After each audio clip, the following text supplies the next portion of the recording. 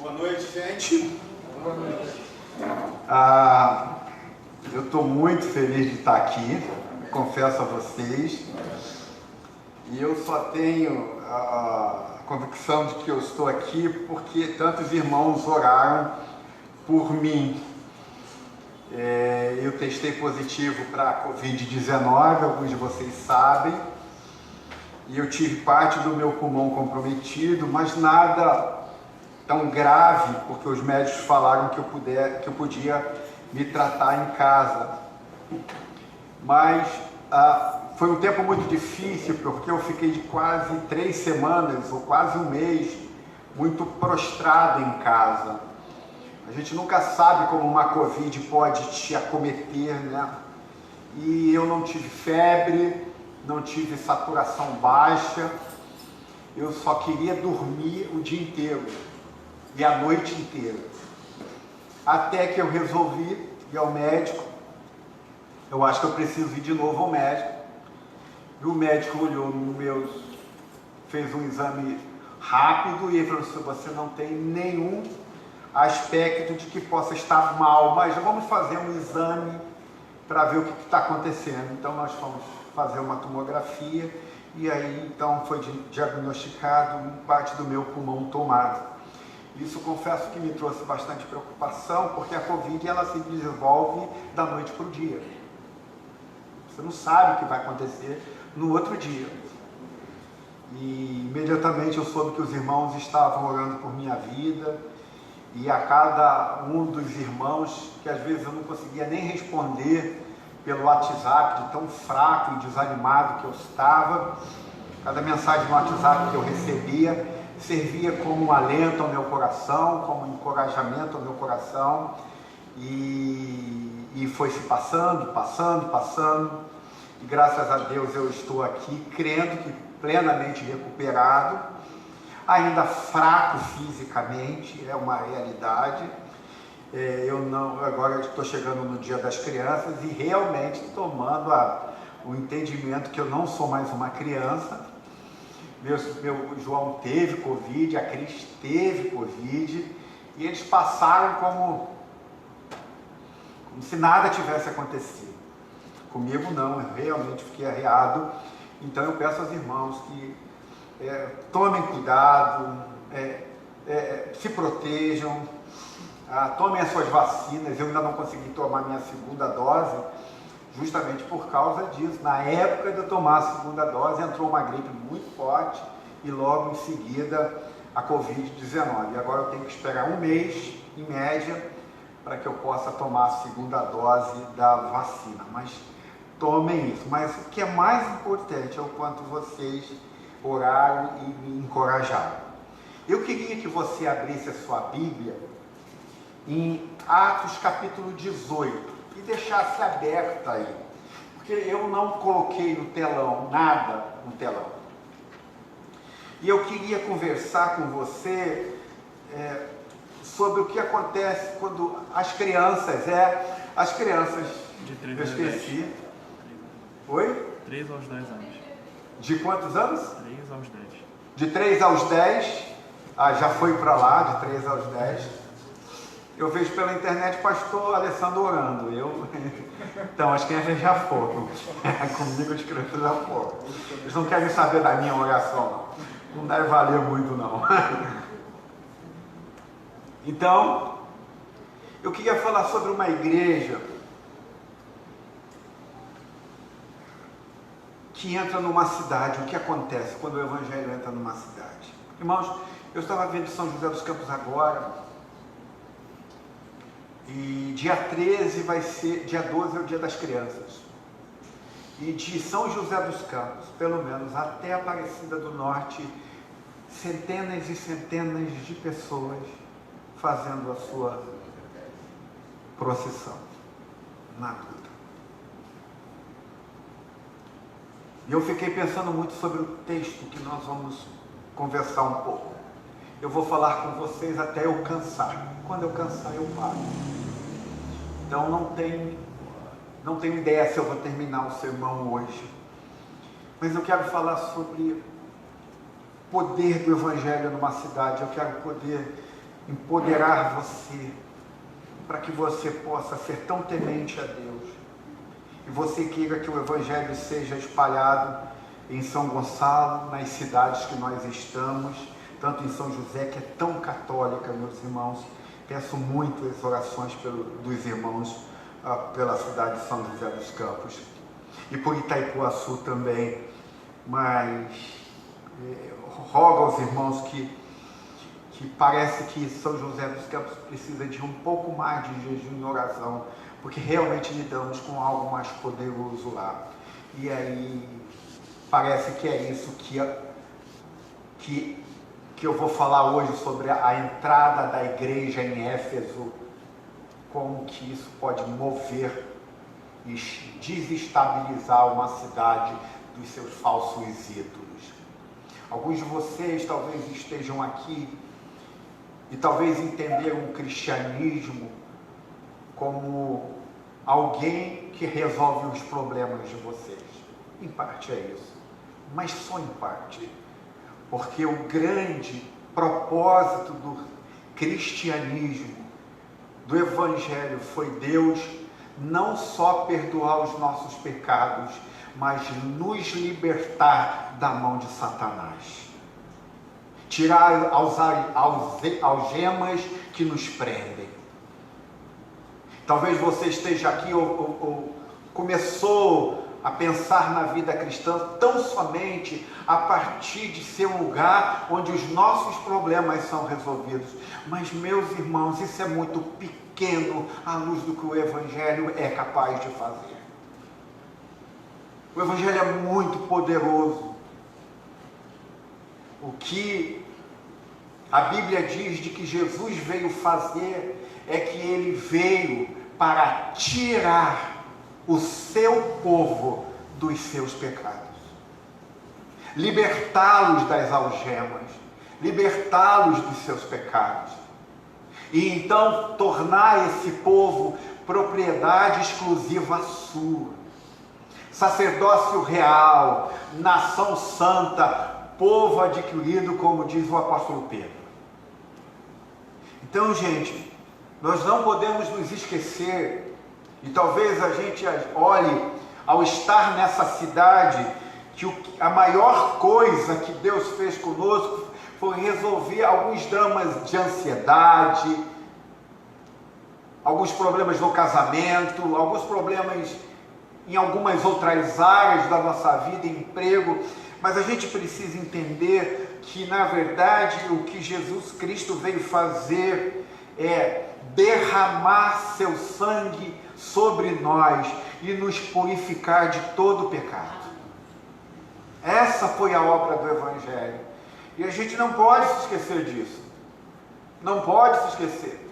Porque se nós entendermos o cristianismo como aquele que simplesmente resolve um pouco dos nossos dramas, nós vamos nos tornar como os peregrinos que saem de São Paulo, ficam 2, 3, 4, 5 dias na estrada andando, porque simplesmente alguma coisa aconteceu em suas vidas. O cristianismo é diferente. Por isso eu queria que você deixasse a sua Bíblia aberta, a gente pensar um pouco sobre o que o cristianismo fez acontecer na cidade de Éfeso, quando chega a Éfeso. Então, deixa a sua Bíblia em Mateus capítulo Atos capítulo 18, verso 20, eu quero orar com vocês. Pai, nós colocamos a tua palavra em tuas mãos nesta noite. Te pedimos que o Senhor a elucide em nossos corações, que o Senhor queime a nossa alma, que o Senhor arde o nosso coração, e que a gente possa sair daqui com um propósito de vida muito mais profundo do que aquele que nós temos. Então nós te pedimos, Senhor, que o Teu Espírito seja derramado sobre as nossas vidas, seja espalhado nos nossos corações, que Ele flua dentro de nós, Senhor, que Ele cresça em nós, Senhor, que a nossa vida não esteja adormecida nesta noite, mas que ela seja despertada para algo muito mais profundo, que é o Teu Evangelho. Então nós te pedimos que a tua palavra, ao ser exposta, ela possa mostrar os ídolos dos nossos corações, nos fazer a gente se quebrantar, fazer a gente ser empoderado pelo teu Espírito. Quanto, Senhor, não há época maior como essa, onde nós precisamos de cristãos cheios do Espírito Santo. Nós vivemos uma era que parece que nós cristãos estamos tão adormecidos. E nós não sabemos como acordar. Nós não sabemos como nos despertar.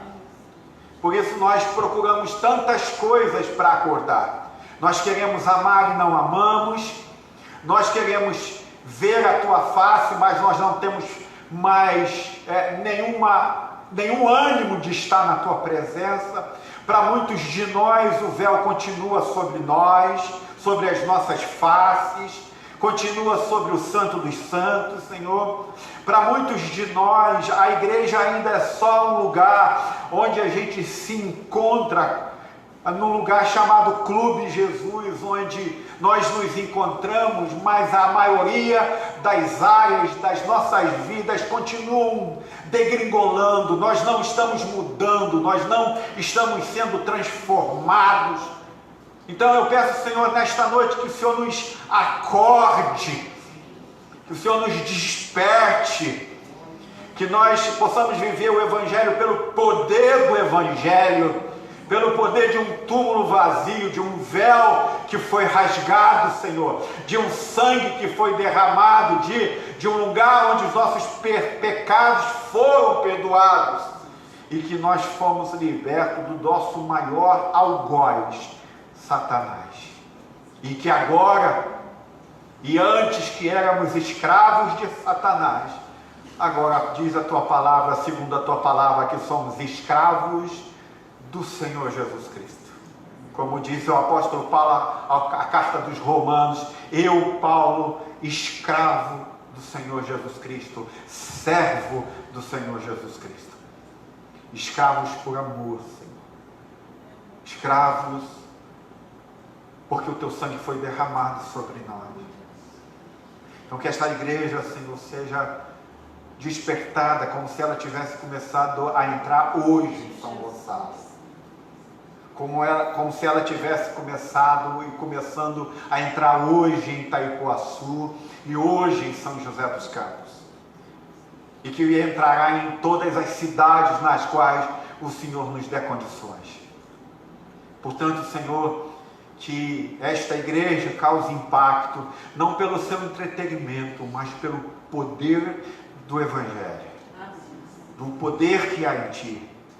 Do amor à sua palavra, Senhor, de uma igreja que tem saudade de estar aos pés dos apóstolos, que insistentemente quer estar diante do ensino apostólico, de uma igreja que insistentemente deseja se prostrar diante da palavra e aprender com ela, Senhor, como assim era a igreja primitiva. Então ajuda-nos nesta noite, o pouco que nós vamos conversar, dá ao teu servo graça, dá ao teu servo força, dá ao teu servo ânimo, dá ao teu servo poder, dá ao teu servo ânimo, e dá também a esta igreja o desejo de ver a tua face, de entrar na tua presença, de dizer, Senhor, eis-me aqui, Senhor. De dizer, Senhor, a minha família é tua, a minha casa é tua, o meu dinheiro é teu, a minha vida é tua, Senhor. Tudo que eu tenho é teu, Senhor. Então, Senhor, que o Senhor derrame graça sobre nós nesta noite, em nome de Jesus.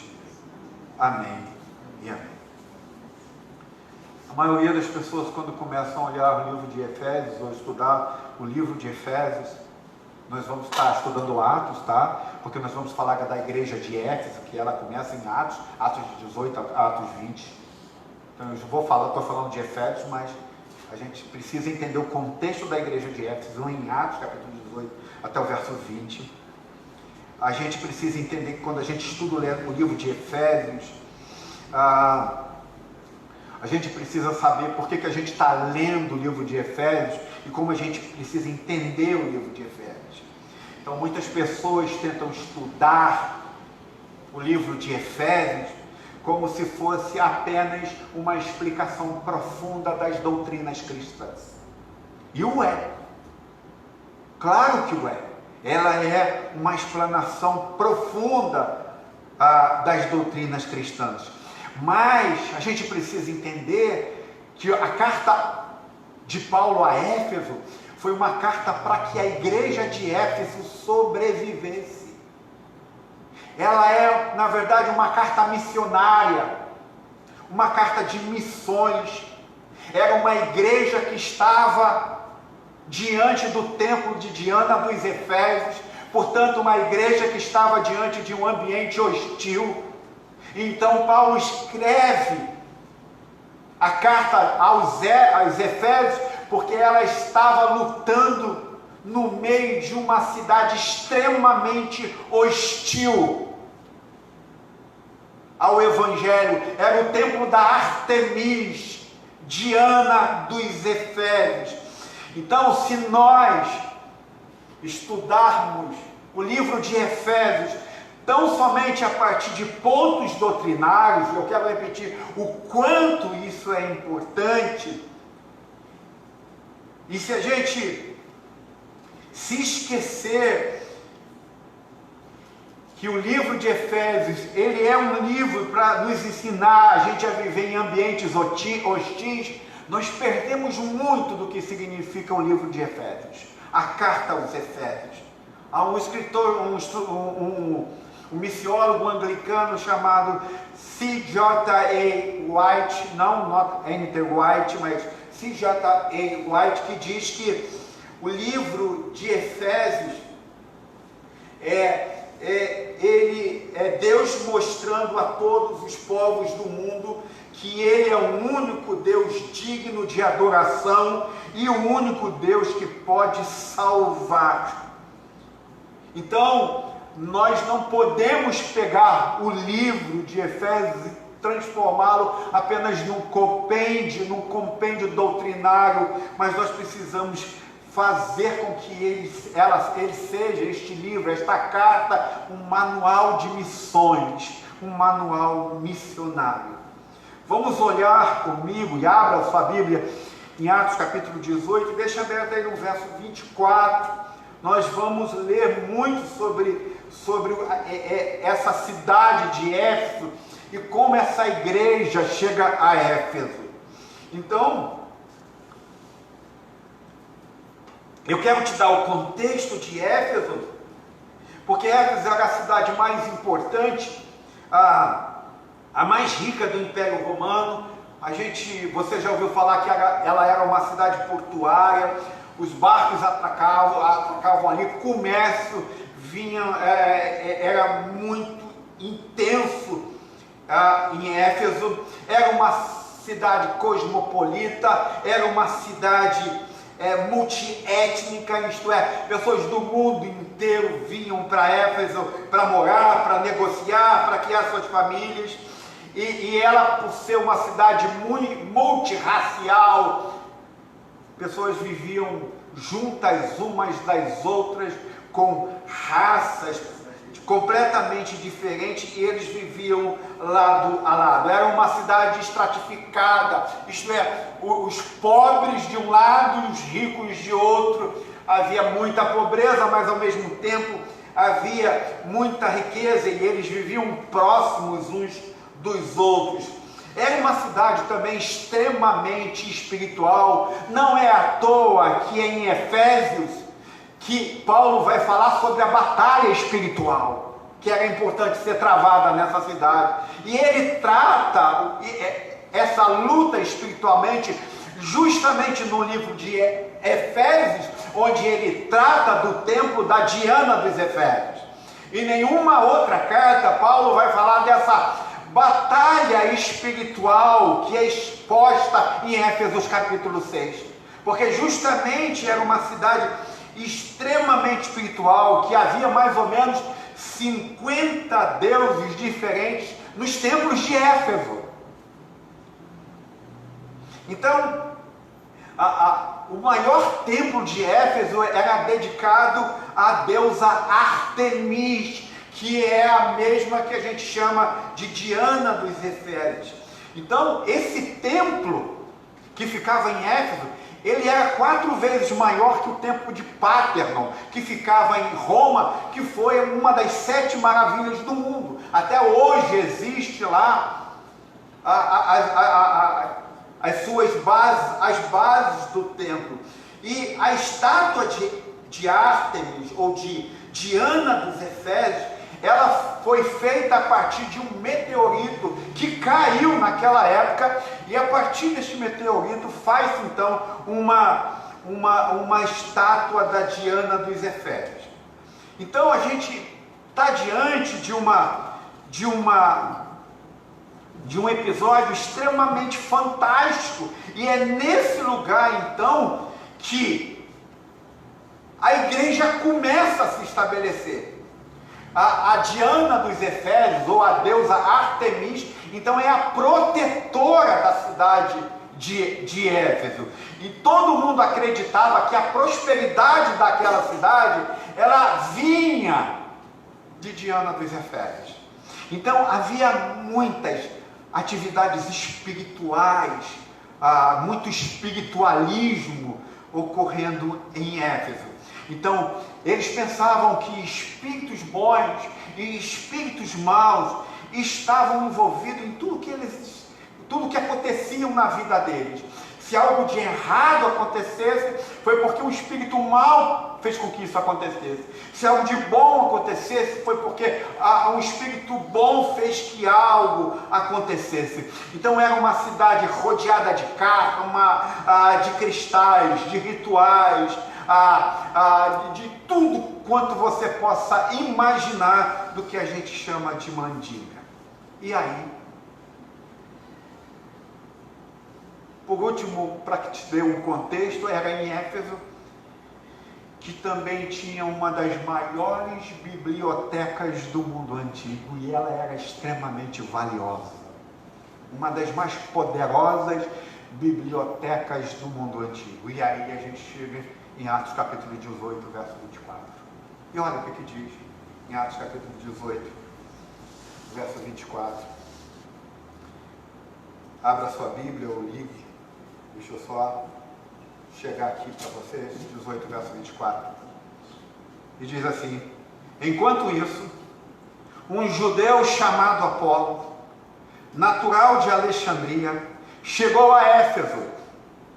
Ele era homem culto e tinha grande conhecimento das Escrituras. Então, o primeiro cristão a chegar em Éfeso, quem é? Apolo.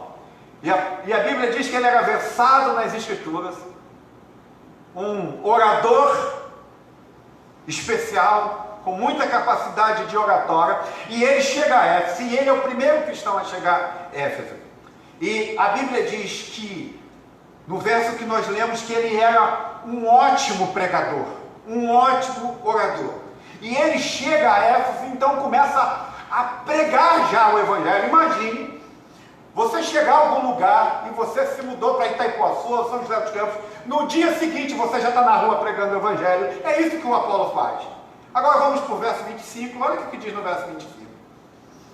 No verso 25 diz o seguinte: fora instruído no caminho do Senhor, e com grande fervor falava e ensinava com exatidão acerca de Jesus, embora conhecesse apenas o batismo de João. Então, o que o autor de Atos então está dizendo? Que ele entra em Éfeso, ele começa a pregar as Escrituras, mas ele não tinha um conhecimento pleno do Senhor Jesus Cristo. Embora ele fosse versado nas Escrituras, ele só conhecia o batismo de João. E aí, diz a Bíblia, e eu fico imaginando, por exemplo, antes, para que você tenha um exemplo disso, diz a Bíblia que vem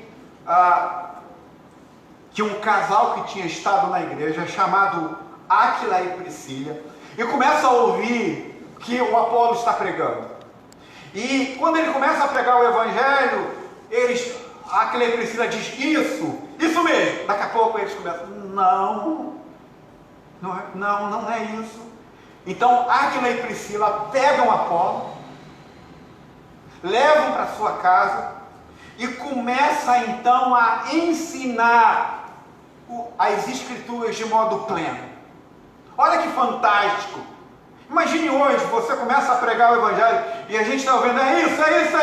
Daqui a pouco você começa a falar umas besteiras e a gente chega para você assim, para, vem cá. Eu acho que vocês não voltavam a essa igreja. Alguns de vocês não voltariam. Mas Priscila e Áquila chega para Apolo e diz assim, pega. Não, isso não. Chama Apolo para casa, chama Apolo para estar com ele. E começa então a ensinar aquilo que ele tinha como defeito. A reparar os erros teológicos dele.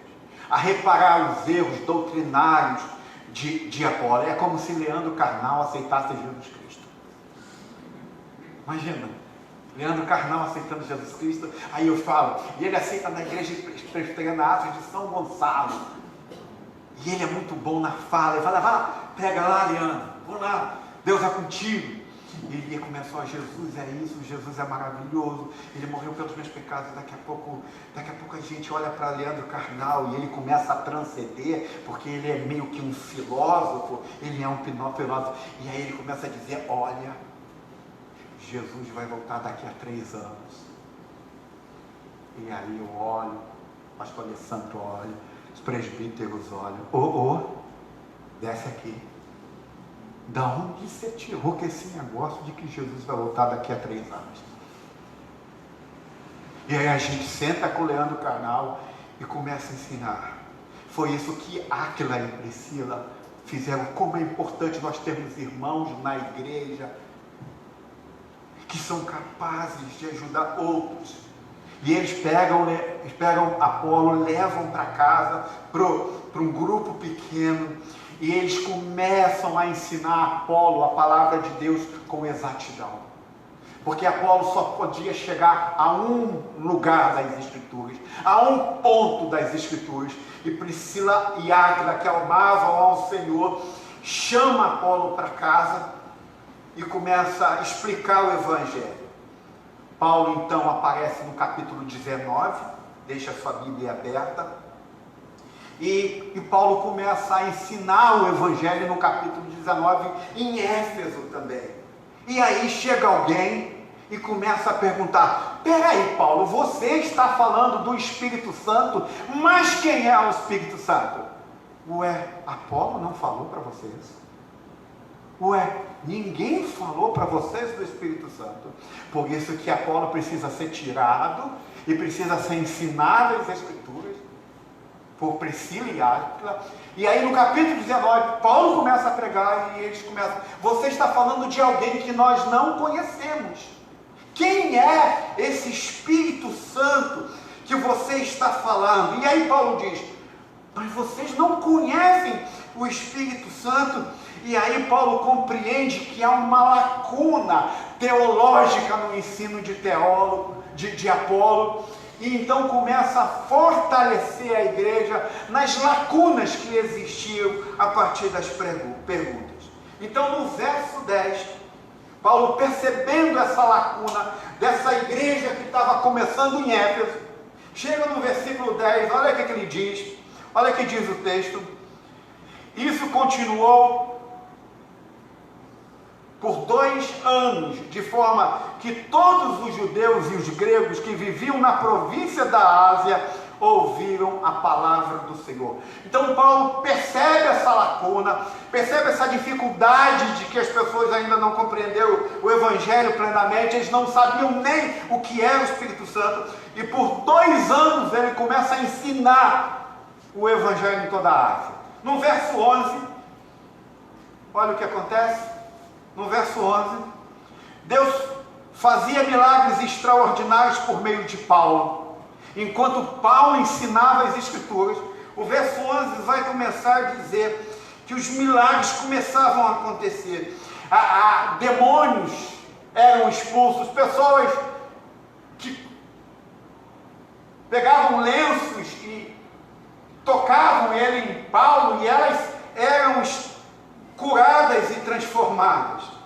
E aí, enquanto Paulo está fazendo seus milagres, e é uma cidade espiritualista, aparecem os 7 filhos de Cefas, que eram os filhos, os filhos de um sumo sacerdote judeu, o filho de um pastor, 7 filhos de um pastor. E eles começam a ver que Paulo está expulsando demônios, que em nome de Jesus eram expulsos demônios.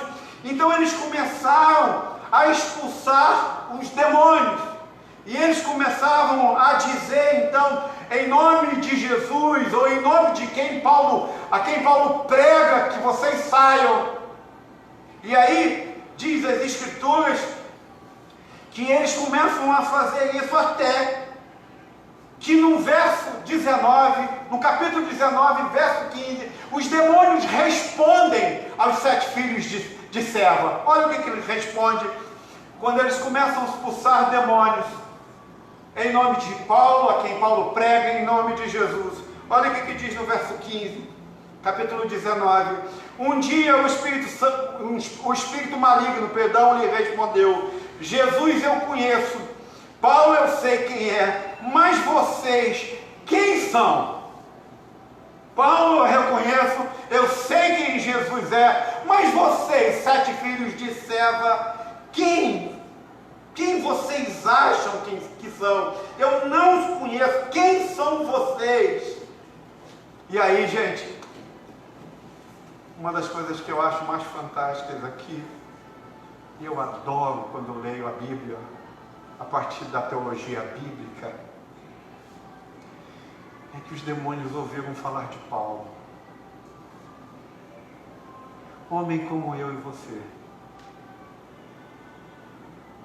Isto é, dentro do relatório espiritual de Satanás e do maligno, Paulo era conhecido dentro do reino espiritual. Ele era extremamente conhecido. Isso dá para nós, que somos membros desta igreja, do valor do reino espiritual, da profundidade do reino espiritual.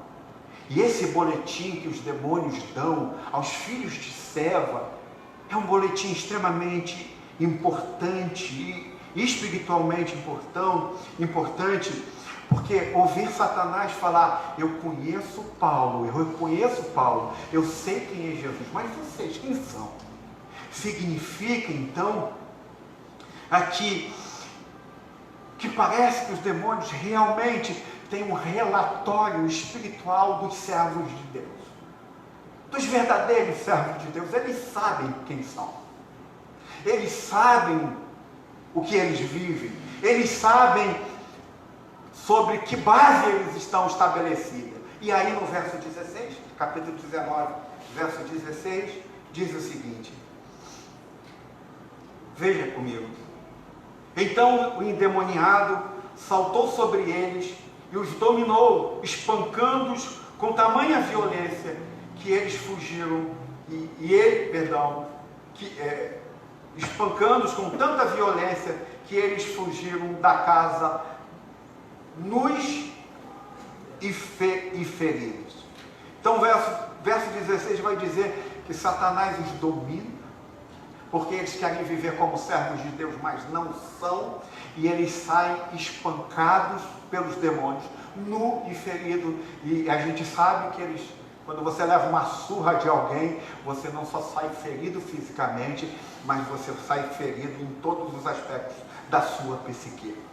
Isto é, o texto mostra que Satanás venceu essa rodada, que os demônios venceram essa rodada. Então, por isso, gente, que Paulo, ele dá ênfase na carta de Éfeso à guerra espiritual, a batalha espiritual. Paulo dá ênfase às coisas que estão acontecendo espiritualmente ao redor dela. E eu lamento às vezes quando nós, como igreja, não percebemos as batalhas espirituais nas quais estão acontecendo ao nosso redor. Irmãos, desde o dia que nós começamos a tomar o desafio de plantar igrejas em cidades, às vezes a gente não se atém ao fato e à percepção espiritual de que algo começou a ser mais ferrenho ao nosso redor. Esse negócio é tão dramático que você vê demônios espancando pessoas, os filhos de Seva. Então é por isso que Paulo detém Efésios capítulo 6 para nos ensinar a isso. No capítulo 19, do verso 17 ao verso 19, eu quero que vocês prestem atenção, porque eu estou dentro de uma sequência para que a gente possa entender o poder do cristianismo quando ele entra numa cidade. Capítulo 19, verso 17 ao verso 19. Quando isso se tornou conhecido de todos os judeus e gregos que viviam em Éfeso, todos eles foram tomados de temor, e o nome do Senhor Jesus era engrandecido. Muitos que creram vinham e confessavam, declaravam abertamente suas obras. Grande número dos que tinham praticado ocultismo reuniram seus livros e os queimaram publicamente. Calculado o valor total, este chegou a 50.000 dracmas. Então, olha o que acontece, gente. O Evangelho é anunciado. Os residentes de Éfeso começam a tomar notícia sobre o poder do Evangelho. Paulo diz que o que eles estão adorando e se prostrando não passam de imagens de esculturas. São deuses sem valor, que veem, mas que têm olhos, mas não veem, que têm ouvidos, mas não ouvem, que são inúteis. Então o autor de Atos vai dizer que tantos judeus e gregos começaram a crer no Evangelho e começaram a abandonar os seus livros.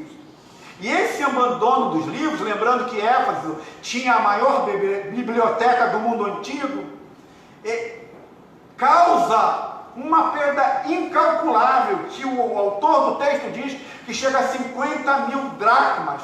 Atualizado nos dias de hoje, o missiólogo anglicano, e trazendo a moeda para hoje, o dano causado àqueles que abandonaram seus livros é em torno de 40 milhões de reais. 50.000 dracmas. 40.000 reais. Era 50.000 moedas de prata ou 50.000 moedas de dracmas, que hoje corresponderia em torno de 40 milhões de reais. Então, o autor de Atos começa a dizer que Paulo continua a pregar e a palavra do Senhor começa a entrar em Éfeso, uma cidade hostil ao Evangelho, espiritualista, o templo da Diana dos Efésios lá. E aí diz o autor de Atos que muitas pessoas começam a conhecer a Cristo, e quando muitas pessoas começam a conhecer a Cristo, um homem chamado Demétrio, ele solta no meio disso tudo, porque ele está vendo que algo diferente está acontecendo naquela cidade, que as pessoas estão abandonando seus ídolos, estão largando seus livros, estão abandonando suas imagens de escultura, e Demétrio, quando vê isso, ele começa a ficar extremamente assustado. E lá no verso 24, Demétrio, que é um grande empresário de Éfeso, ele começa a chamar os donos das lojas e começa a dizer que o prejuízo que eles estão recebendo é um prejuízo incalculável. E ele não só diz e fala sobre o drama de que eles estão perdendo muito dinheiro, porque as pessoas não estão comprando mais os deuses, mas que daqui a pouco o templo de Diana de Efésio, onde pessoas do mundo inteiro vêm para adorá-lo, também será um templo colocado em descrédito. Demétrio então fica tão incomodado com isso, que ele cria um alvoroço, e como se chamasse todos para irem para o teatro. Os amigos de Paulo que estão pregando o Evangelho são cativos para ir para esse teatro. E há um alvoroço enorme. Demétrio começa a incentivar o povo, falando que Paulo está dizendo que os deuses que eles compram, as estátuas que eles compram, as camisas que eles põem, são simplesmente camisas que não fazem sentido algum. Demétrio sabe que a adoração a Artemis ou a Diana dos Efésios é extremamente fundamental e importante para a economia daquela época. Na verdade, o templo de Diana dos Efésios, eles abrigavam o banco central da cidade de Éfeso naquela época. Então Demétrio começa a dizer para o povo, o perigo não é só que a nossa economia comece a quebrar, mas o perigo é também que a nossa deusa Diana dos Efésios comece a cair em descrédito. E aí, diz o texto, e aqui é uma das coisas que eu amo quando a gente lê como a igreja começou a entrar em Éfeso, é que a igreja começou a causar um impacto tão significativo na cidade de Éfeso, que toda a estrutura econômica de Éfeso é destruída, é derrubada, por causa do poder do Evangelho. Imagine esta igreja aqui, começando hoje em São Gonçalo, vivendo a partir do poder do Evangelho. Começar a dizer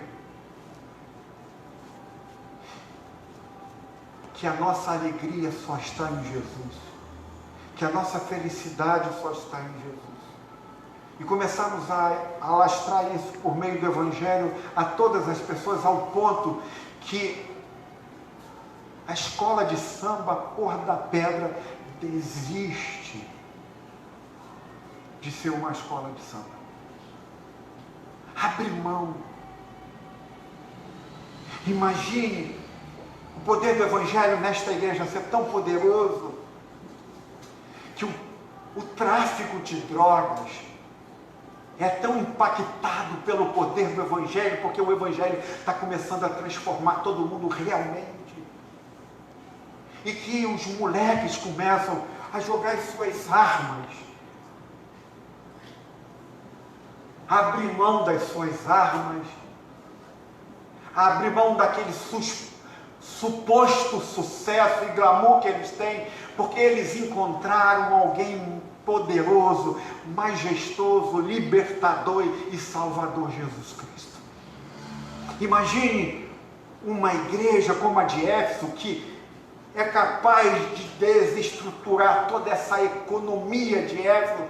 Essa igreja também aqui, que se estabelece por meio do Evangelho, começa a declarar e a viver o Evangelho de tal forma que as milícias que estão se apoderando da nossa cidade, elas começam a ser deflagradas. Mas não só por algo poderoso que eles queiram ir embora daqui, mas porque eles começam a encontrar um Jesus realmente poderoso, um Jesus real, e aonde esses milicianos que querem se apoderar da nossa cidade, eles começam a se deparar com alguém que realmente é Rei dos Reis e Senhor dos Senhores, que governa todas as coisas, que os liberta e que os transforma, e eles começam a abrir mão e jogar como fizeram os crentes de Éfeso, os seus livros, as suas estátuas, as suas camisas, abrir mão do seu dinheiro, do seu lucro, simplesmente porque creram em Jesus Cristo de Nazaré. Não, eles não, os cristãos, os ímpios de Éfeso, Eles não creram em Jesus porque Paulo falou que ele era um cara legal, que ele era uma pessoa maneira, que a igreja é um barato ser crente. Não, porque Paulo anunciou que aquele que vem libertar o seu povo dos seus pecados chegou, e ele é o verdadeiro libertador. Ele é o Deus de fato de nossa alegria. Ele é o Deus da nossa vida realmente. Ele não foi para a cruz só para perdoar os nossos pecados. A gente às vezes acha que o Evangelho se resume em perdão de pecados. É sim, perdão de pecados. Mas a Bíblia diz que na cruz do Calvário Ele nos substituiu. Ali o nosso dono foi trocado. O nosso algoz, Satanás, para sempre destituído. E agora nós tínhamos um novo Senhor. Portanto, é por isso que no cristianismo Deus não pode ser só Salvador. Ele precisa ser Rei dos Reis e Senhor do Senhor e do seu povo. É por isso que a igreja de Éfeso, a cidade de Éfeso, tão impactada pelo poder do Evangelho, que começa com um cara Apolo. Imagine um Apolo começar a plantação. E ele, aquele cara animado pelo Evangelho, mas não conhece tudo do Evangelho, precisa ser ensinado de novo por Áquila e Priscila. Paulo precisa vir, ficar 2 anos ensinando sobre as Escrituras, porque havia uma lacuna, eles nem sabiam o que era o Espírito Santo, e eles começam a ensinar. Então, diz o texto, continuando, voltando para o texto, Demétrio incita o povo, porque ele está perdendo dinheiro, ele está perdendo seus adeptos, ele está perdendo as pessoas que estão ao lado dele, e ele incita tantas pessoas, que uma multidão de pessoas vão para o teatro, gritando, grande é Diana dos Efésios. Grande é Diana dos Efésios. E quando chegam lá, uma pessoa se levanta e diz: por que vocês estão alvoroçados? Por que vocês estão trazendo esses homens aqui e vocês querem fazer mal a ele? Então diz as Escrituras que esse alvoroço criado por Demétrio não se sustenta. A paz, então Paulo e seus amigos ficam livres e começam a desenvolver a plantação da igreja em Éfeso. Vocês entendem o que está acontecendo aqui quando uma igreja chega numa cidade? E eu vou dar um ponto só hoje do meu sermão. Eu queria ficar 2 horas com vocês hoje aqui, mas fisicamente eu acho que eu não consigo isso. Mas eu queria apenas dar um ponto do meu sermão hoje, nesta noite, para que você entenda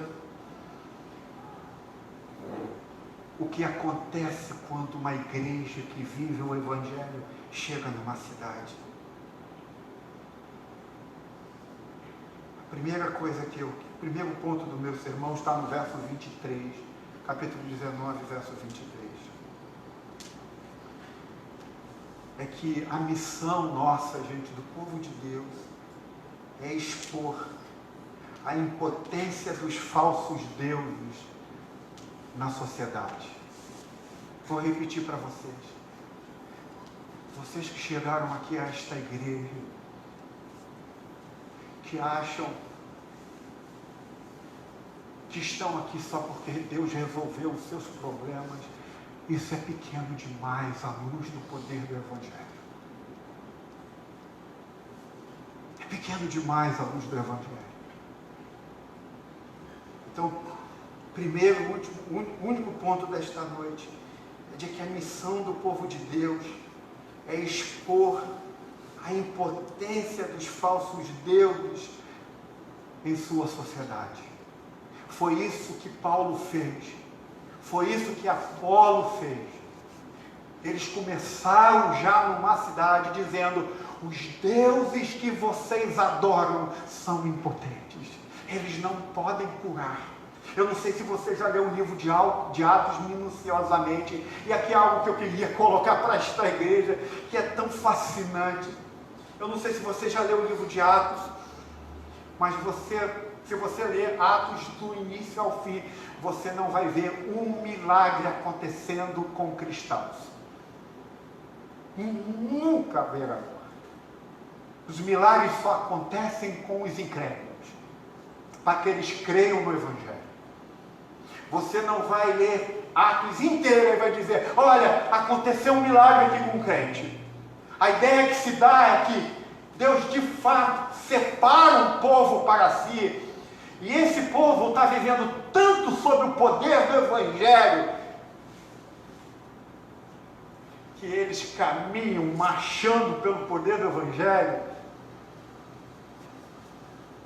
em meio ao sofrimento, em meio às dores, em meio às mazelas, jogado entre os leões. E Deus não opera um milagre na vida dos crentes. Imagina a igreja Atos hoje, essa aqui, que quer viver pelo poder do Evangelho.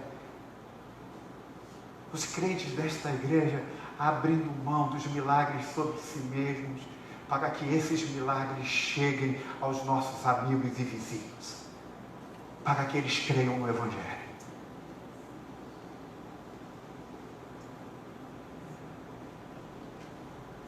Eu não estou dizendo que nós não devemos orar para que nós sejamos curados, porque Tiago fala disso. Que nós devemos orar uns pelos outros, que nós devemos orar para que Deus nos cure, mas quando você lê o livro de Atos, você não vai ver um crente sequer sendo curado, recebendo um milagre. Todos os milagres foram reservados aos incrédulos, para que eles pudessem crer no Evangelho. Então olha o verso 23 comigo, 19, verso 23. Deixa eu chegar aqui, eu estou meio ceguinho. Bastante. Tudo bem, 19, verso 23. Naquele tempo houve um grande tumulto por causa do caminho. Vamos falar juntos? Naquele tempo houve um grande tumulto por causa do caminho. Quem era o caminho, gente? Jesus. Quem era o caminho? Jesus. E o caminho foi, quem foi chamado da galera do caminho? Cristãos. Quem, gente? Os cristãos. Então diz o texto que Paulo entra e prega de maneira que ele começa a declarar que os deuses que aquele povo confia eram deuses que não eram reais. Paulo começa a chamar esses deuses de deuses tolos. Paulo começa a dizer, como vocês são capazes de adorar uma pedra que cai do céu, como vocês são capazes de acreditar nisso. E é isso, gente, que a gente precisa fazer como igreja em São Gonçalo. Nós precisamos começar a expor os deuses falsos dessa cidade e dizer para essas pessoas que confiam nesses deuses, que esses deuses são impotentes, que eles não têm um poder, que eles não são reais, que eles não são dignos de adoração, e que só há um digno de adoração, e esse digno de adoração é Jesus Cristo. Talvez você venha dizer, mas Cláudio, isso era fácil para Paulo dizer, porque os caras adoravam uma rocha, uma pedra, um meteorito que caiu, que eles fizeram dali uma imagem da Diana dos Efésios. Irmãos, eu estava vindo de São José dos Campos hoje, com minha família, e os romeiros vindo pela Dutra. Houve um momento que 2 pessoas estavam carregando na mão, irmãos, uma estátua que quase tinha 1,5 metro a 2 metros, de gesso. O que o apóstolo Paulo estava dizendo, estava nos mostrando e mostra que a igreja precisa aprender a expor os deuses falsos que as pessoas confiam. E aí você pode dizer, como eu acabei de falar, mas para Paulo é fácil, ele estava falando de pedra, ele está falando de escultura, isso é extremamente fácil. Eu não sei se você já leu sobre a cultura indiana, mas um missiólogo uma vez, indo para uma cidade da Índia, para também começar a plantação de uma igreja lá, ela, no devido momento, ela passou por uma cidade, tinha uma mulher, onde tinha um cocô de boi, um esterco de boi, e ela fez uma roda e estava prostrando e adorando o esterco do boi.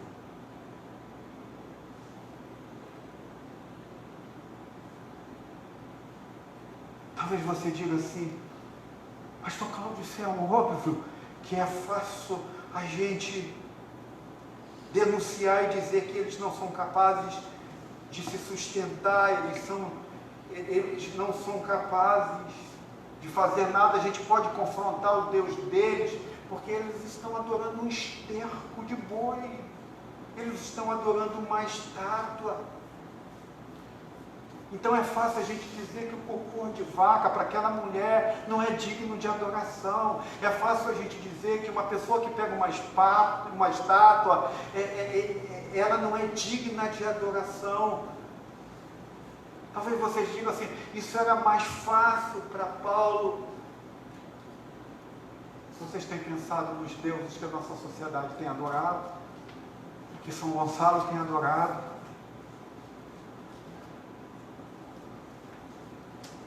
Sabe, é você ter um filho que chega todo final de semana em casa drogado.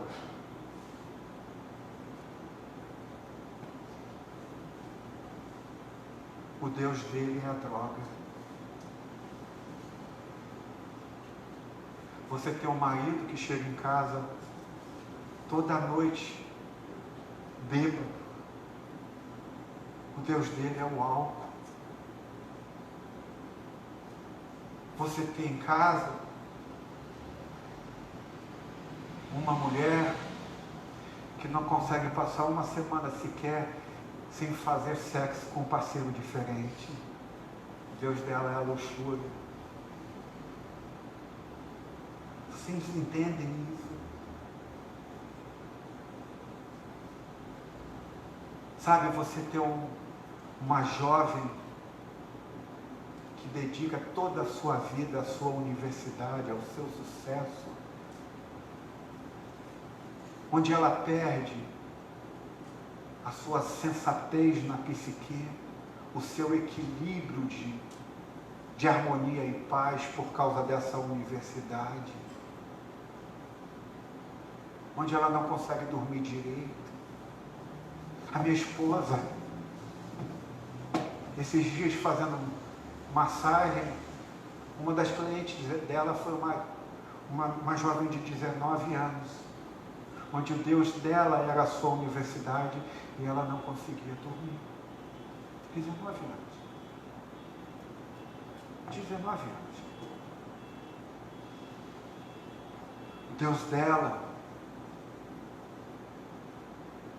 é o sucesso, a segurança dela é o seu sucesso. Sabe, pessoas que dia após dia jogam a sua alegria fora, está em cada lugar da semana para que possa ter um pouco de alegria, porque o Deus dela é poder pelo menos sorrir um pouco, porque ela não consegue no seu dia a dia viver alegremente.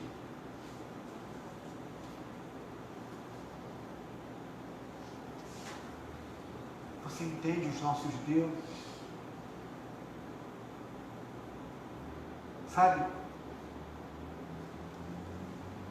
Pessoas que perdem casa por causa de jogo.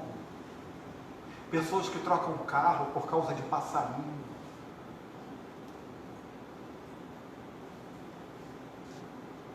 Você entende os nossos deuses? Sabe, o empresário que quer tanto prosperar, que quer tanto dinheiro para viver bem, cuidar da sua família, que ele perde a sua própria família. Mamon é o seu Deus. Mamon é o seu Deus. Imagine alguns de vocês que um dia ouviram a voz de Deus para algo tão profundo e específico, trocaram isso porque queriam ter mais segurança. Mamon. Mamon. Vocês entendem os nossos deuses?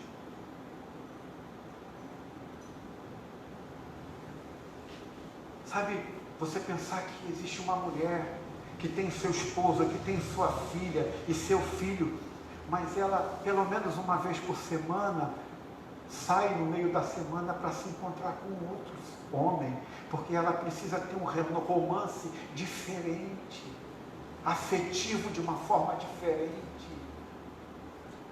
Vocês entendem o Deus da luxúria?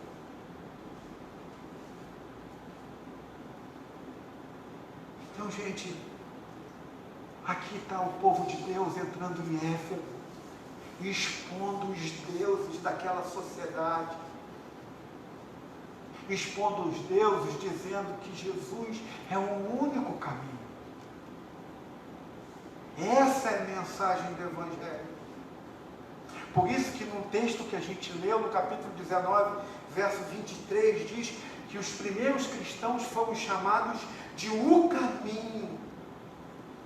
Esse nome é tão fantástico nas Escrituras, porque a Bíblia usa como um artigo definido o caminho, não um caminho, mas o caminho.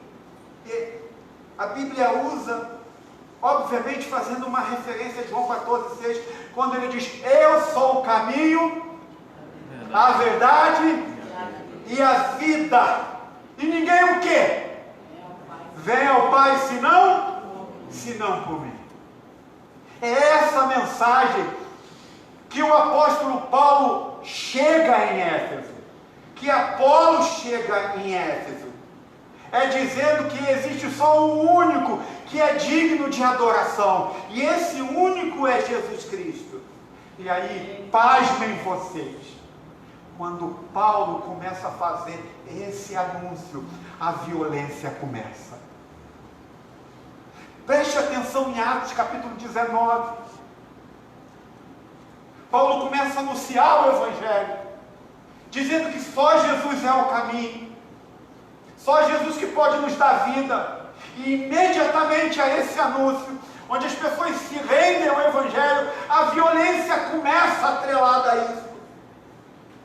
Então, a gente precisa entender uma coisa como igreja, que quando nós desafiamos os deuses que as pessoas adoram, quando nós desafiamos os deuses que as pessoas adoram, quando ameaçamos desfazer todo o seu modo de vida, você pode esperar a mesma reação que o apóstolo Paulo teve: violência.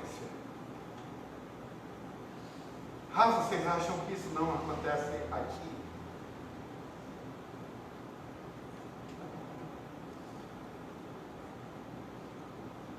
Tente falar a uma pessoa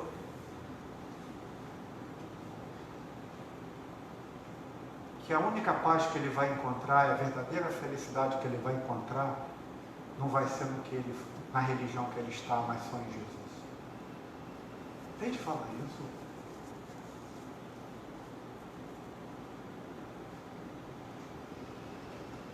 Nós estamos vivendo nos dias de hoje o drama da ciência e do conhecimento. É óbvio que a ciência é ótima, ela é maravilhosa e ela pode nos ajudar muito nos dias de pandemia. A gente sabe que a ciência é um presente de Deus, para que a gente possa usá-la ao máximo ao nosso favor. Mas a Bíblia diz que a ciência não é algo que a gente possa dar a nossa alma a ela. Ela não é o nosso Salvador. Ela não é o nosso bem maior. Por quê? Porque os cientistas são falíveis. E para que haja cura por meio da ciência, precisa haver revelação. E a revelação quem dá é tão somente Deus. Nós não entregamos a alma à ciência. Então eu quero pedir a vocês nesta noite, para eu terminar, que eu falei que eu ia falar até quando pudesse aguentar, é que todas as vezes que nós formos expor os deuses, não só dos nossos amigos, mas os deuses aqui dentro também, nós vamos sofrer violência. As pessoas se rebelam quando a gente fala dos deuses. As pessoas se rebelam quando nós denunciamos os seus deuses. Então, eu quero pedir a vocês nesta noite que todas as vezes que a igreja começa a denunciar os ídolos falsos dos corações das pessoas, sempre vai haver manifestação de violência. Sempre vai gente se levantar contra. Deixa eu falar algo muito importante dentro da nossa estrutura para eu terminar de plantação da igreja. Muitas pessoas confiam no dinheiro. Vocês trabalham duro. Vocês estão lutando para sustentar as suas famílias. Devem fazer isso com todo o coração. Mas todas as vezes às vezes nós pastores, eu pastor, falo para vocês o seguinte: sejam generosos com as plantações, dizimem, ofertem. E aí você chega e diz assim: não gosto de ir na igreja Atos quando aquele pastor começa a falar de dinheiro. Eu entendo os dramas que nós vivemos dentro do pastorado brasileiro. Mas deixa eu te dizer uma coisa: toda vez que o dinheiro for o seu ídolo, toda vez que eu expor o seu ídolo, você vai odiar. Você vai dizer que não quer mais ouvir disso. Porque é assim que aconteceu com Éfeso.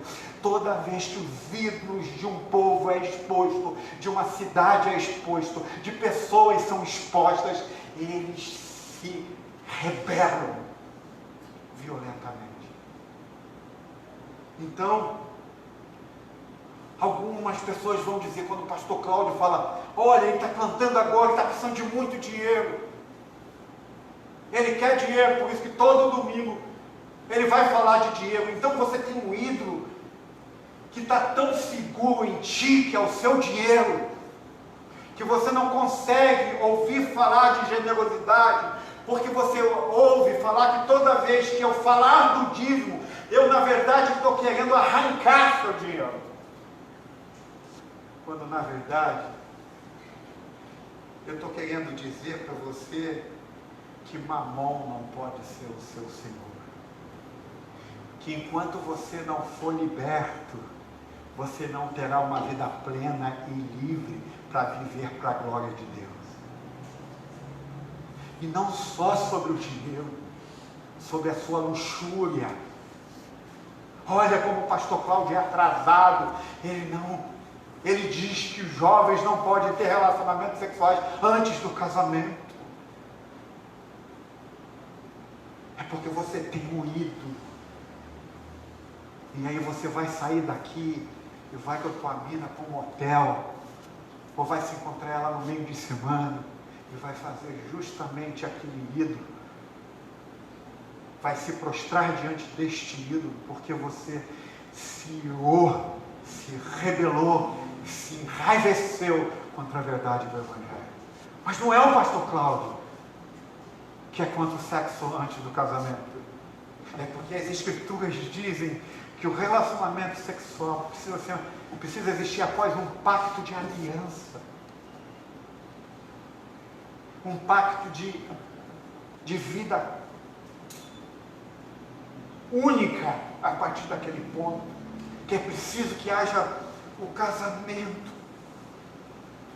Então, sabe por que às vezes algumas pessoas não gostam de ouvir certas coisas dos pastores? Porque eles estão atacando seus ídolos.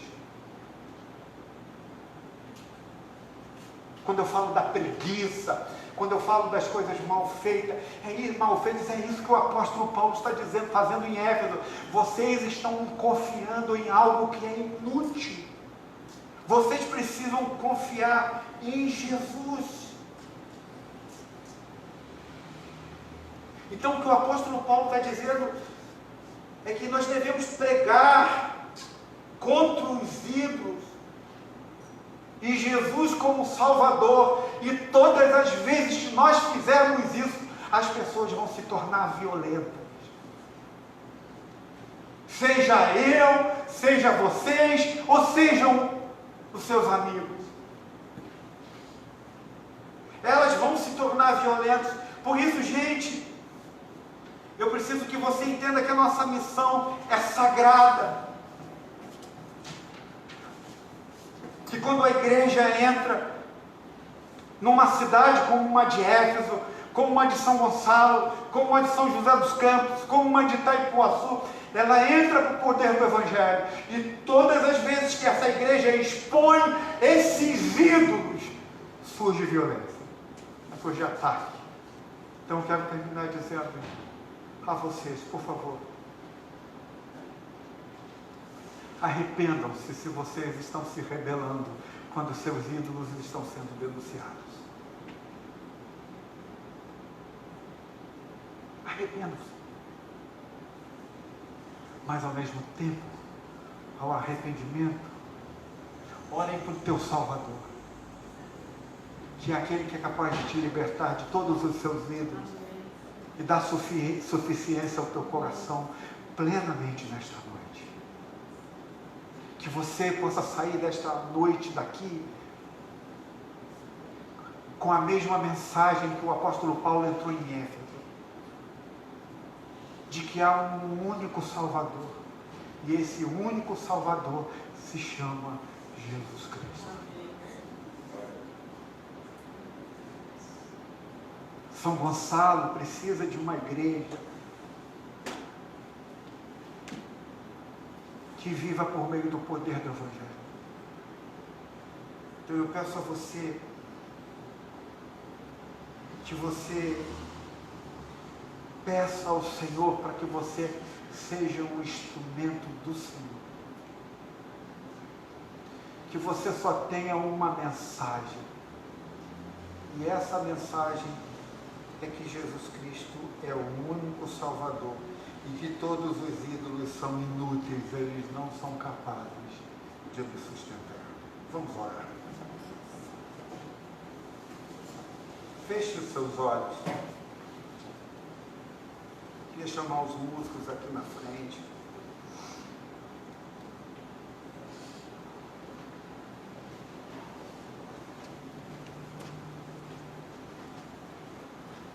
Sabe, eu vim aqui para esta noite, para esta igreja, para pregar o Evangelho a vocês.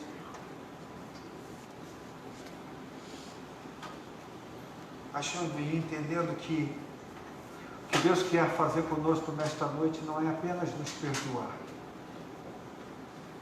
mas é também nos restaurar. Restaurar o seu coração.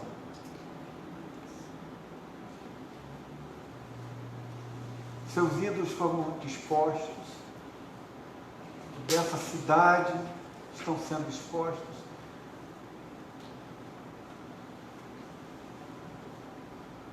Onde estão nossos amigos?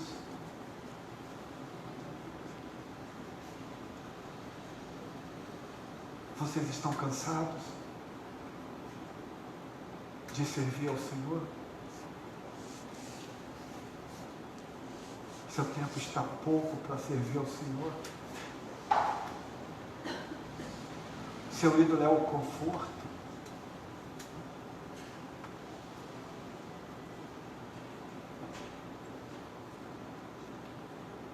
peço a esta igreja que entre nessa cidade definitivamente. Que entre em São Gonçalo pelo poder do Evangelho. Mas eu peço a esta igreja que as pessoas, quando olharem para nós, que elas não vejam que a gente crê numa boa doutrina, mas que a nossa vida está longe das nossas doutrinas. A gente chama isso na teologia de uma igreja que tem uma boa ortodoxia, mas não tem uma boa ortopraxia. Elas não vivem o que dizem crer.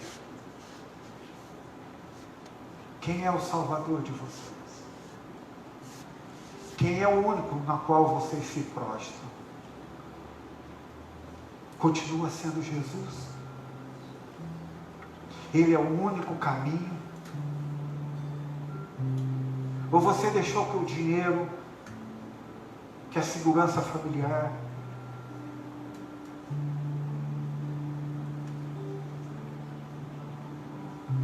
que o seu bem-estar, que a sua felicidade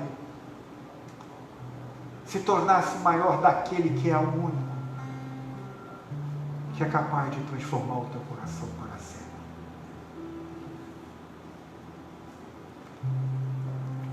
Eu peço que esta igreja entre definitivamente em São Gonçalo. Definitivamente.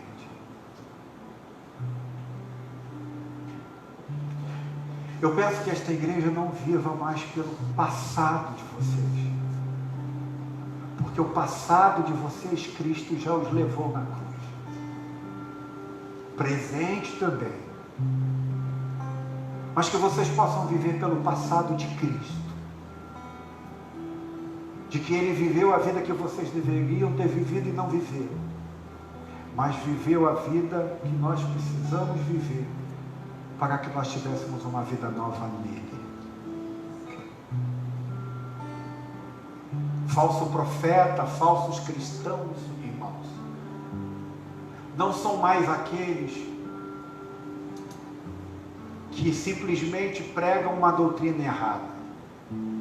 O falso profeta na nossa sociedade contemporânea é aquele que tem uma boa ortodoxia, que prega a doutrina correta, que prega as escrituras corretamente, mas que não vive à luz do que ensina.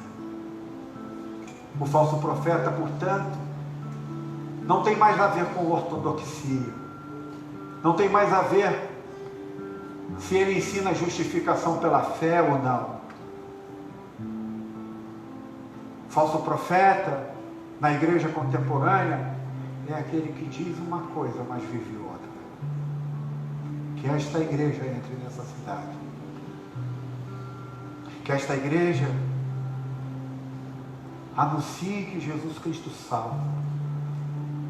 E que você, ao anunciar isso, continue vivendo como Ele sendo teu Salvador e Libertador. Entre nessa cidade, igreja presbiteriana Atos. Entre. Jovens que estão aqui, meninas, meninos, homens, mulheres. Entrem nessa cidade. Entrem como Paulo entrou em Éfeso. Saiam do conforto de vocês. Busque de novo a face de Deus. Busque de novo a face de Deus.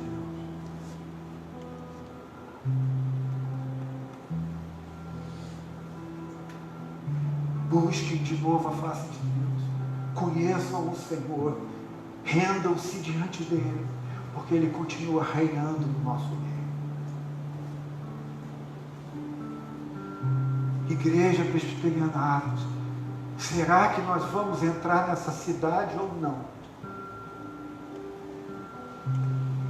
Será que nós vamos ficar vindo aqui todos os domingos e transformando esse lugar em um clube de cristãos, um clube de Jesus, onde durante anos nós estamos aqui e as nossas vidas não são transformadas?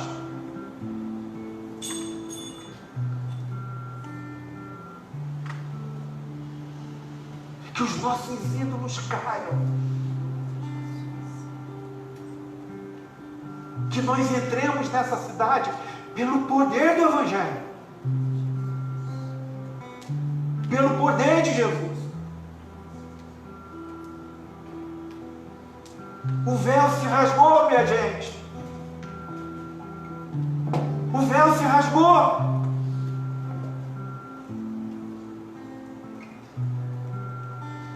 O sangue do Cordeiro nos limpou de todos os nossos pecados. O nosso algoz foi vencido. Vocês agora vão comer do pão e beber do cálice. Eis aí o teu Salvador.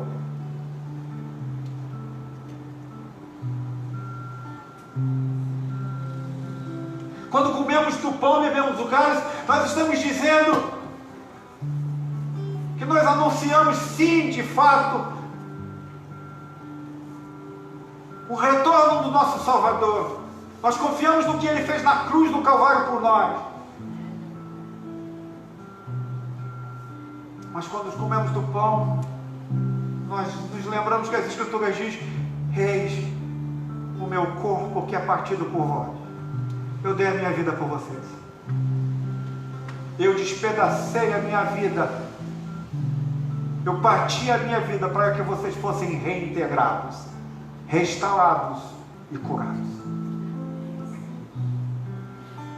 Quando nos é dado o sangue, eis aí o sangue da nova aliança. O sangue de um novo pacto. O sangue que os transformou em uma nova geração. Eu oro para que esta igreja decida entrar nesta cidade, como Paulo entrou em Éfeso. Ela entre com tanto poder do Evangelho, que a economia dessa cidade vire de cabeça para baixo. Que haja alvoroço nessa cidade, porque o povo do caminho está anunciando aquele que é o caminho, a verdade e a vida. Oremos, irmãos. Pai querido e bondoso, tem chamado esta igreja ao arrependimento, Senhor.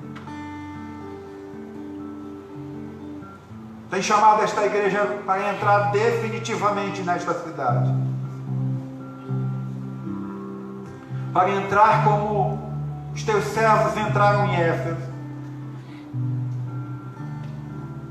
Para entrar não como gente morta, sem vida, mas que possa entrar com o Evangelho do Reino sobre a cidade. Que só há um Salvador e Senhor sobre toda a terra. Que os deuses que essa cidade adora são deuses inúteis. Não são capazes de ouvir e ver. Não são capazes de tocar, de apalpar. Não são capazes de produzir nada. Não protegem, não guardam, não cuidam.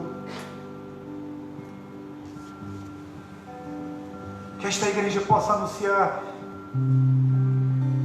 que o homem do caminho chegou e que o povo do caminho está entrando na cidade. E que os deuses falsos dessa cidade precisam ser expostos. Precisam ser expostos à sua inutilidade, para que haja uma confiança no único que é Jesus Cristo, que é o único Salvador. Que esta igreja ame esse nome chamado Jesus. Obrigado por esta noite. Obrigado por me dar forças. Obrigado ainda por poder profetizar a esta igreja do púlpito. Profetizar dizendo para ela que Deus quer que ela entre definitivamente na cidade. que ela se santifique, que ela lave seus pés, que ela viva para a glória de Deus. Tudo isso por causa do que foi e o que aconteceu na cruz do Calvário. Que quando comermos do pão e bebermos do cálice, nós possamos, em arrependimento, Senhor, dizer: Senhor, renova a minha vida. Me dê fome de novo do Senhor. Me dê alegria de novo em viver na Tua presença. Me dê poder do Evangelho. Eu abro mão, Senhor, de qualquer cura na minha vida, de qualquer toque milagroso em mim, para que você possa fazer esse toque nesta cidade. Obrigado por esta noite. Que esta igreja entenda o que o Senhor está falando com ela, para a glória do seu nome, em nome de Jesus. Amém.